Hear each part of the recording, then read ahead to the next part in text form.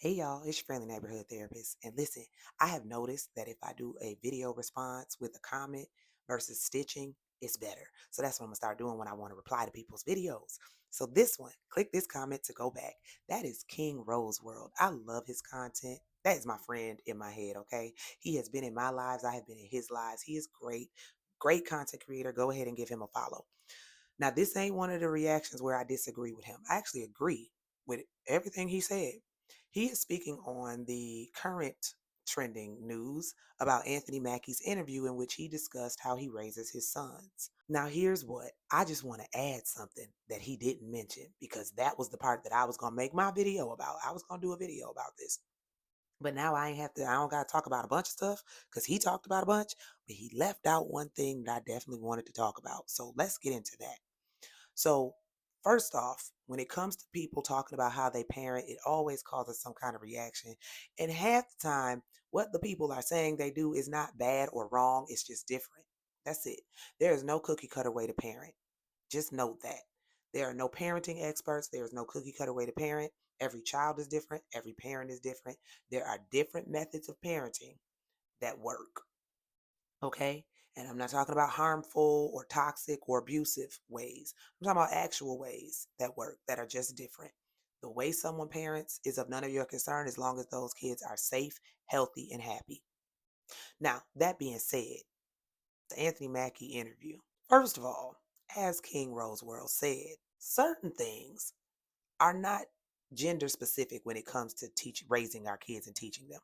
He mentioned, Anthony Mackie, that he wants to teach his sons to be respectable and humble, to be men, protectors. Respectable and humble is not gender specific. Adults need to be respectable. Now, wait, before I go there, I don't like humble at all. He also touched on that. See, because Anthony Mackie seemingly attributed being humble to being poor. Because he said, I'm not buying my kids Jordans. They need to learn how to be humble. Honey, being humble when you ain't got nothing, that's one thing. That's actually normal, or not even normal, but typical. Humbleness really shines through when you got everything, right?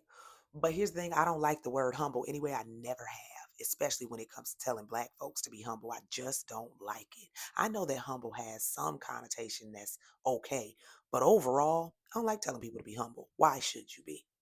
As long as you are being honest and authentic and truthful about who you are and your successes or your whatevers, ain't no need to be humble.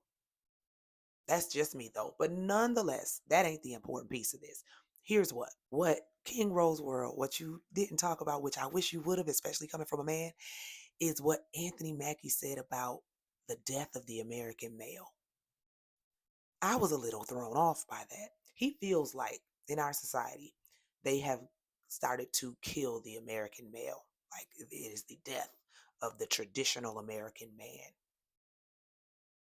Because folks said that toxic masculinity was problematic. Listen, I know a lot of men. I got a lot of men in my life. My husband, uncles, cousins, close friends, colleagues, all that. Nobody is killing the American man or any man for that matter. Nobody is killing masculinity.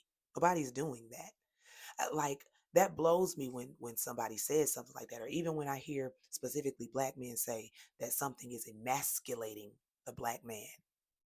Nothing has the power to do that because you're still you, right? I need that explained to me. I need some men to give me some feedback here.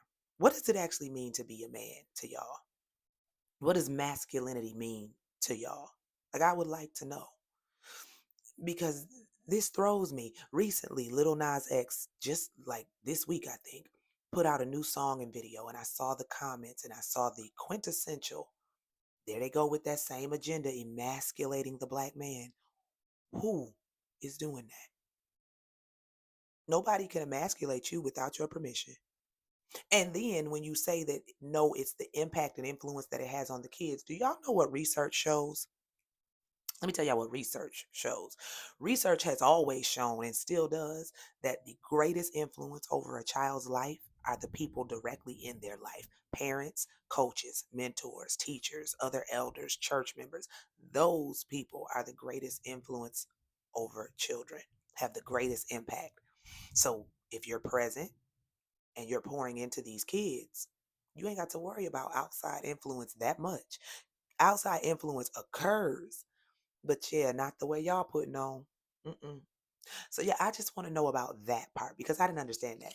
You are saying that there is this death of the American man happening because folks are saying that certain things are no longer healthy or acceptable. Toxic masculinity is not acceptable. It's not healthy to y'all. It's not.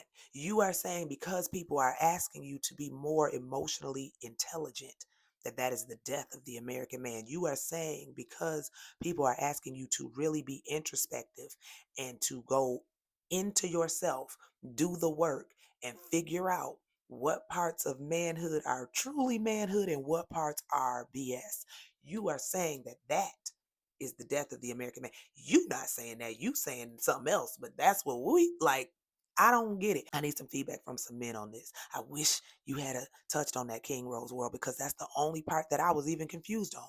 Everything else you touched on, I completely agree and understood. But that part, who's killing the American man? Who's killing masculinity? Who's doing that? And the bigger question is, what is masculinity? What goes into that box? What goes into the box of being a man to y'all? I want some men to answer that. And on the flip side, women, you can hop on and answer, what is femininity? What makes that up? What makes up being a woman? What goes into the feminine box? And then I want y'all to consider balance. All of us have both. All of us have masculinity and femininity within us because things are always supposed to be in balance. The problem is we fall out of alignment and balance when we decide we're going to veer too much one way. That's where toxic masculinity comes in. That's where problematic women come in. That's how we get to pick me's and stuff when it leans too far one way. So I just got that question for y'all. I didn't understand. I mean, I understood what Anthony Mackie meant by the death of the American man, but that's not actually happening. Y'all give stuff a whole lot of power for y'all to have autonomy. Ain't nobody got, I see men in my life each and every day who are men. Hmm. So I don't get that. I need a little bit of help. Tell me what y'all think. Again, nothing wrong with how he parents. Even if you don't agree with it, not agreeing doesn't mean it's wrong. It just means you're different and you don't agree with it. But that part threw me. You are raising your boys to be men, but what does that even mean? What are you basing being a man on? Are you basing it on what society has told you? Are you basing it on what history has told you? Because if you're basing it on that, then you are basing it on a patriarchal, misogynistic society. And that's not okay. All right, y'all. Again, go give King Rose World a follow. He's a phenomenal creator. I love his content. Y'all have a beautiful, wonderful rest of the day, and I will holler at y'all later.